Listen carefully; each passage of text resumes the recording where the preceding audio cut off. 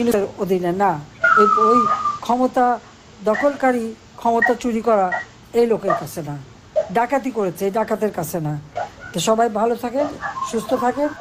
ইউনূসকে পদত্যাগ করতে হবে, একটা নিরপেক্ষ সরকার করে তার অধীনে নির্বাচন দিতে হবে। যদিও আমি এখনও প্রধানমন্ত্রী, তবুও আমি বলবো জনগণ নির্বাচন চায়, হ্যাঁ নির্বাচন দিতে হবে, একটা কেয়ারটেকার গভর্নমেন্ট আলাদাভাবে তৈরি করি, ইউনূসের অধীনে না। ওই ক্ষমতা দখলকারী, ক্ষমতা চুরি করা এই লোকের কাছে না। ডাকাতি করেছে এই ডাকাতের কাছে না। তো সবাই ভালো থাকেন, সুস্থ থাকেন। ইউনূসকে পদত্যাগ করতে হবে, একটা নিরপেক্ষ সরকার করে তার অধীনে নির্বাচন দিতে হবে।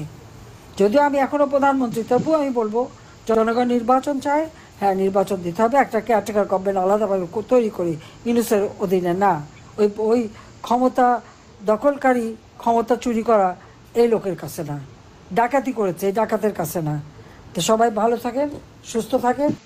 ইউনূসকে পদত্যাগ করতে হবে, একটা নিরপেক্ষ সরকার করে তার অধীনে নির্বাচন দিতে হবে।